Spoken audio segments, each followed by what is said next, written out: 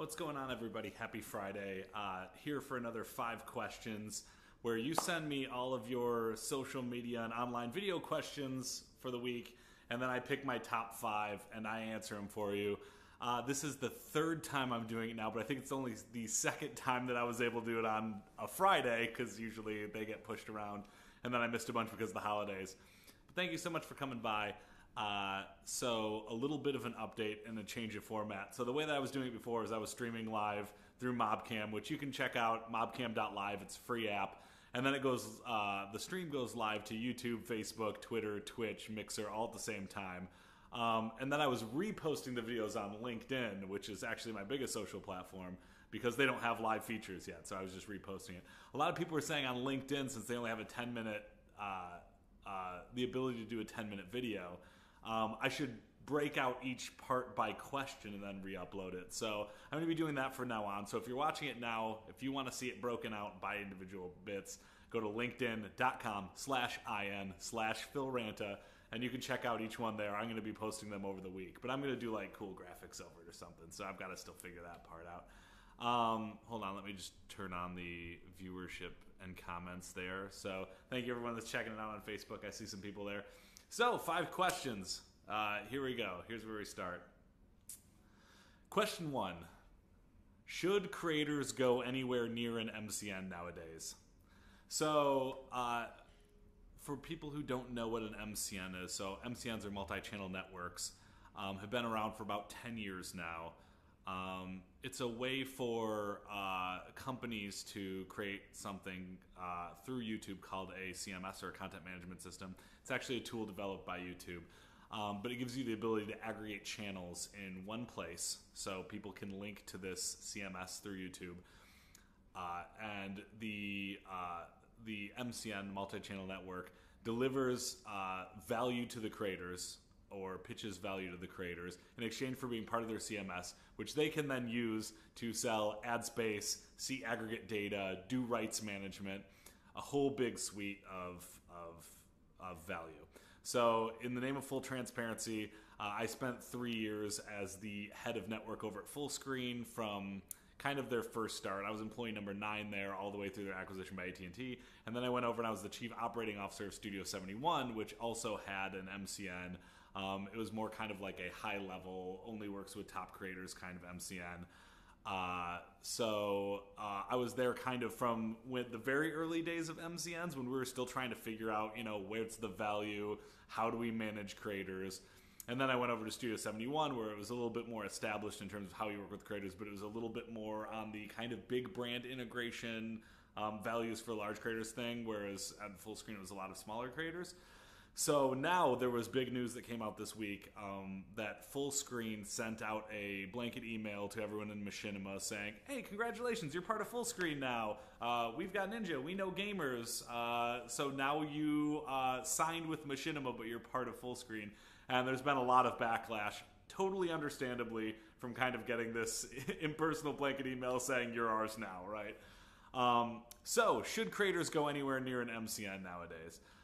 Even when I was running MCNs, I kind of have the same answer, which is you need to understand very clearly why you're doing it and what the value is to you.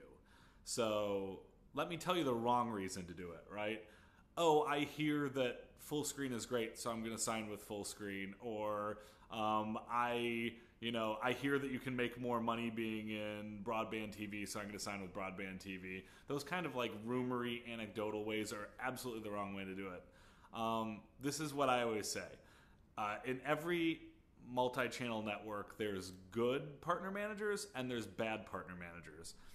And very few MCNs are all bad to all creators. If you have the right partner manager who can unlock a lot of value from the internal resource of an MCN, you generally have a good experience, right? So I know people who have been signed, frankly, even when I was running the network and I was managing the partner managers, I know people who had a roster of mostly unhappy people, and I had a lot of people who had rosters of mostly happy people, and they were able to tap into the same resources. They were all working at the same MCN. It's just a matter of, are they good at being partner managers? And generally the good partner managers are ones that understand how to unlock value for their creators, even when there's no brand deals going on, or even when there's, when they're not packaging a movie with them or running a Kickstarter. They're still able to add day-to-day value. So when I was running networks, my focus was teaching my talent managers how to understand programming strategy, analytics, things that even if you don't have a brand campaign for them at that moment, or even don't have a brand campaign for them at months, they can add value by saying, look, this video did really well. You can do more videos like this, right? And if they give good advice, even if they're taking a percentage of their AdSense, they should be able to add more value than that because they're seeing aggregate data and they're talking it all day, and they should be able to be really valuable. Now, are most MCNs doing this? No. The vast majority of MCNs are still pitching, we're going to go find you brand deals. Well, guess what? Anyone can find you brand deals, right? Go to any digital marketing agency, sign up for FameBit. Like, there's deals everywhere. All you have to do is raise your hand and introduce them, right? So what I tell the people who are just looking for brand deals, don't use that as your reason to sign with an MCN. Instead, put together a sheet that explains what you do, what your value is, what brand campaigns you've done in the past, maybe with links, and then send them out to digital marketing agencies. Literally Google influencer marketing agency and just send through their info line like, hey, I'm this creator, I make this kind of content, I'd love to work with you. You'll get brand deals that way. You'll probably get more brand deals than an MCN will have because they have a lot of mouths to feed, right? If you're doing it for something like rights management, there's lots of great rights management companies out there. I recommend SuperBAM. You can Google them, tell them I sent you. But the guy that runs that is really great. A lot of the value that MCNs pitch, you can find in other places without attributing your AdSense revenue to them. Now, the reason to join an MCN, if you treat it as a management layer and you really like your talent manager, and it's somebody with a proven track record of success and you think they can take you to the next level, it's like an easy way to get management even if you're not ready to get CAA to sign you or UTA to sign you, right? That's the only reason to do that, if you've got somebody who's going to guide your career. So is there a reason to sign with MCNs these days? Sure. There's MCNs that are crushing it, and frankly, there's people who I know that signed with MCNs and their careers took off. But it's always about the quality of the talent partner manager. So one thing you should always ask when you're ready to sign the contract is, hey, who's going to be managing me and can I talk to them beforehand? Little asterisks on the side. If that talent manager leaves, which frankly, a lot of the people who I've hired onto my teams who are really, really good in the MCN space, left the MCN once they got a roster big enough because I have one that's an agent at CAA. I've got two that are now agents at CAA. I've got many that started their own talent management organizations that are doing awesome. Like, when you're a good employee, eventually you realize you don't need the MCN value anymore, and then you go manage people directly. Remember that if you sign with an MCN and that happens, then they're going to assign you another partner manager. That doesn't mean you get to leave your contract. So be very, very cautious on that front. But yes, there are reasons to join MCNs. But I would say that most people I know who signed an MCN did it for the wrong reasons or didn't realize what they were really signing up for. So be very, very careful. The default is don't sign if you don't understand it. Cool. Question number 2. Did you watch the Fyre Fest documentaries, and what should we learn from it? I watched the Hulu Fyre Fest documentary, Fyre Fraud. So Fyre Fest was something that happened 2 years ago, I believe, where I think we could say a scam artist said that he was running a music festival on a private island, charged an incredible amount of money for people to sign up and go to this 2-day party with all these big bands. Got a bunch of influencers, especially on Instagram, models, big names, to promote it and say it's the coolest thing ever. The people at F. Jerry, they got them to hype it up like crazy. And then when the influencers showed up, there was no music, there was nowhere for them to stay. It was, barely set up. So it was just this incredible multi-million-dollar scam where a bunch of influencers and young kids got really screwed. So I watched Fyre Fraud on Hulu. There's also a competing documentary on Netflix I chose not to watch the Netflix one mostly because one of the production entities, F. Jerry, that's part of it, was also part of the big marketing push. And the fact that I thought there'd be so much bias in it made it not really as interesting to me. But the Hulu one was infuriating, as any scammer. I got the same feeling as when you're watching Wolf of Wall Street, where you're like, oh, screw this person for ripping off so many people. But I think here's the takeaway that I got from it more than anything, is what worked about Fyre Fest is the digital marketing strategy. So what they were able to do was pay influencers to make something look cool and use it to sell literally thousands of dollars of tickets to an execution, right? And the execution didn't end up being real. But that's not to say that it couldn't have been real, and Fyre Fest would have been a really huge thing at that point. So it's disappointing in that it was somebody who was scamming people, because if you were able to sell 1,000 tickets at $1,000 or $2,000 a piece, and you have a couple $1 million to throw a concert, you could throw a really cool concert, right? It just happened to be run by the scam artist. So I consider it a success in the universe of influencer marketing, but also a note to be really cautious, to realize that the things you see on Instagram are idealized versions of the world. A lot of times they're promoting, influencers are often promoting products that they have not used or they don't know much about. They'll get an email that says, hey, I'll give you $1,000 to do an Instagram story with a swipe up promoting this tummy tea or whatever. They'll say, cool, I'll take the $1,000. They'll get the creative, they'll do the post, they'll get their $1,000 and they'll be out, right? That happens all the time. So just because your favorite Instagrammer is promoting a t-shirt company doesn't mean you should go buy that t-shirt, right? Be cautious, know that it's part fantasy, and don't allow yourself to get scammed, right? So do your research. It wouldn't have taken much research on the Fyre Festival to realize that, like, you know, a lot of the bands were like, I'm not on that list, I'm not going to that, what's going on, right? So be caught. The biggest takeaway from Fyre Festival, don't believe everything you see on Instagram. Big question that came out of the news this week. Alex Jones was booted from Roku. Alex Jones is a far-right commentator, oftentimes peddling conspiracy theories. Also, YouTube demonetized a far-right commentator, Tommy Robinson, who's often associated with kind of anti-Muslim sentiments. But the question that comes out of that is, should platforms be governing free speech?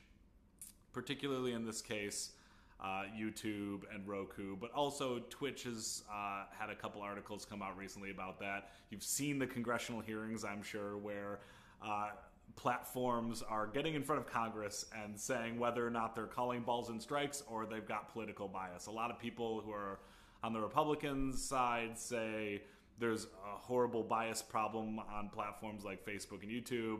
A lot of people on the more liberal side of the spectrum say that the problem with these social platforms is the peddling of far-right conspiracy theories, and naturally it all has to do with their own bias, right? So should the platforms be governing free speech, right? First of all, free speech is constitutionally, it's about whether or not you're going to go to prison for saying something, for like worshiping in a certain religion. So to say that, you know, whether or not YouTube demonetizes a video is a free speech issue, come on, yeah, it's not really the topic. But should they be demonetizing videos? Should they be taking it down? Let's remember what these platforms are. So these platforms are effectively ad networks that is using content that's submitted to them for free in order to sell ad space. There's really no editorial voice on a lot of these platforms other than what can I post that will allow viewers to have a great time, creators to have a great time, and incentivize them properly to make the kind of content I can then sell. If they're not working for that, then they're just giving away free server space, right? They have to have a way to get their money back. In Roku's case, having an Alex Jones channel is incredibly dangerous because you're facing the real possibility of boycott, right? If you've got somebody on there who has already, you know, lost lawsuits in terms of claiming Sandy Hook was a hoax, you know, eventually it'll hit a boiling point where people will, or at least recently, literally take to the streets or go on the internet and say, boycott this service, right? Roku doesn't want any of that. And I'm sure that there's not a meaningful amount of viewership that was coming just because they had the Alex Jones channel. So it makes financial sense for them not to have it. As for YouTube demonetizing, Tommy Robinson, YouTube still has to go and sell ad space. And they've had a lot of problems in the past with having ad space sold to channels that then later turned out to be negative. They have to swing very hard in the other way, right? So right now, if there's a channel that is peddling views that are not saleable, it is YouTube's duty to their brand partners to not feature that content. And frankly, it's better for the ecosystem, because if I'm a vlogger and I'm joining YouTube, I want brands to like YouTube. It's very important to me that they're going to keep buying into YouTube. So yes, I do think that they should be governing speech to a certain extent, and that they're a revenue generating platform. And as soon as we stop treating them as such, they're going to be shooting themselves in the foot, and it's going to be hurting the entire creator community and their ability to make money. Next question. Netflix just reported some huge numbers for subscribers and had a few breakout hits. Bird Box, Bandersnatch, everyone's talking about it, along with raising their prices, right? The biggest price hike they've had since they were formed. Why are they pushing on the press so hard? So a few reasons why Netflix articles seem to be popping up all the time. One is they have to make big changes right now because a lot of their back catalog content is leaving their platform because the owners of this content are planning to launch their own platform. I mean, the one that's kind of jumped out in front is Disney Plus. So Disney is going to be launching Star Wars IP and Avengers IP and all of the Disney and Pixar stuff on their own Netflix competitor platform. So, and they already own all of that stuff. So whereas Netflix has to kind of build their own original IP, Disney just has it, right? So out of the box, it's already a very, very real competitor. So Netflix needs to start telling stories of success and saying, hey, did you like Bandersnatch? We're going to be doing more stuff like that. Or Stranger Things, or Orange is the New Black, like things that they can build real fan base around. They need really badly right now. As for raising their prices, so one thing a lot of people don't talk about with Netflix is how deeply in the hole they are. So they're continuing to spend $10 billion, $15 billion, $20 billion a year on original content. And if you look at their subscriber numbers globally and how much they charge, they're losing money hand over fist, right?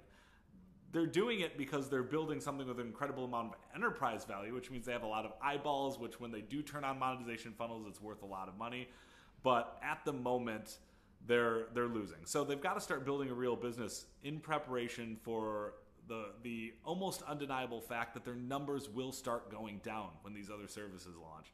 So what they need to earn from you, the audience, very soon is enough loyalty where you say, I can't leave Netflix because the next season of blank is coming out, right? And it can't be something that you license. Maybe it is episodes of Friends, but at that point you're just going to get into a bidding war every year. What they need is originals that they really own and a business model that allow people to keep funding into them. So right now, all those press drum beats you're seeing right now is them saying, look, you still want to subscribe to us. It's very important, right? If you want to see more of this, then keep subscribing to us. So it's not because they're doing poorly. It's because now there's a sense of urgency because there's going to be all of these changes in the market in the new year. The fifth question, who did the Instagram egg post that became the most liked picture of all time? So this is kind of a fun story. Recently, there was a picture of an egg that came up on a blank profile on Instagram and a caption that said, let's make this egg the most liked picture of all time. It's currently held by, I'm going to get this wrong, Kylie Jenner, I believe it is. It was something like 8 million likes. And this egg picture, because of that caption, became the most liked picture on Instagram of all time.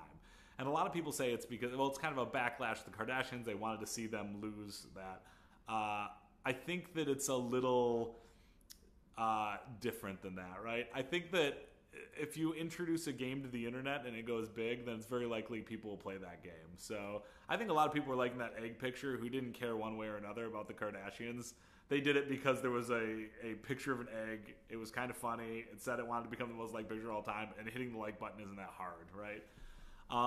Now, in terms of who did it, the big conspiracy is, was this a marketing push? Was this, Was this, BuzzFeed trying to prove something?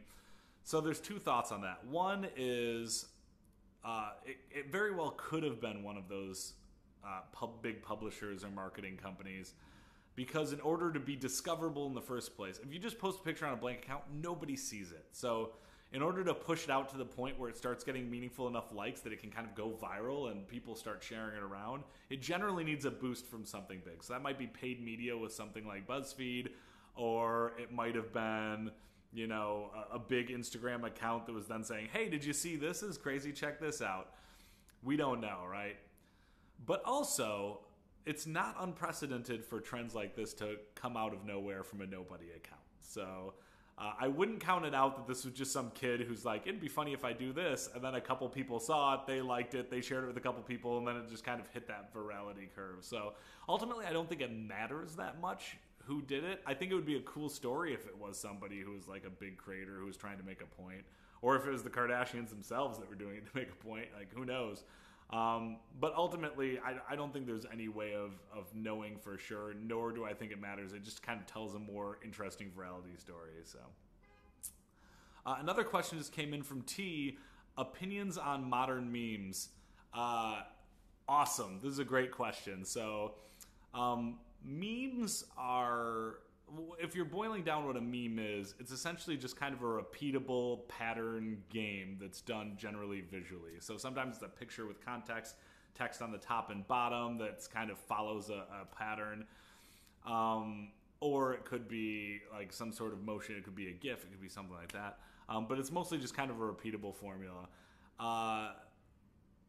The idea that people have a context to play a game, I think, is really valuable. And I don't think that's going away on the internet. And memes are kind of the perfect fulfillment of that, right? Where it's like, I know what Ugandan Knuckles sounds like and acts like, and I know how to caption that. And if I have my own spin or take on it, there's something funny there, right? One thing that I do worry about with modern memes is a lot of people don't understand what a meme is and can then appropriate it in really dangerous ways, where it's like what's a funny meme is taking the "oh my god" picture and then doing like your own take on it with a different context. What's mean about it is like instead writing just like, this person's weird, or this, like using it as a way to troll. That's tough. The nonsensical memes, I mean, I like broad comedy. I like things that are ridiculous. I like The Onion. I like weird things that are weird for the sake of being weird. I am in full support of that. I mean, it's just another art form, right? It's another place for people to kind of express their creativity. So I'm all for it. Unfortunately, I'm now past 3 o'clock, so I've got to end this stream. If you've got more questions, make sure to leave them in the comment. I'll be doing another one of these next Friday. And again, if you want to check out these answers that are broken out bit by bit, I'm going to be posting them individually on LinkedIn. So go to linkedin.com/in/PhilRanta. Follow me there, and then you'll see all of them when they come out. So cool. Thanks for hanging out.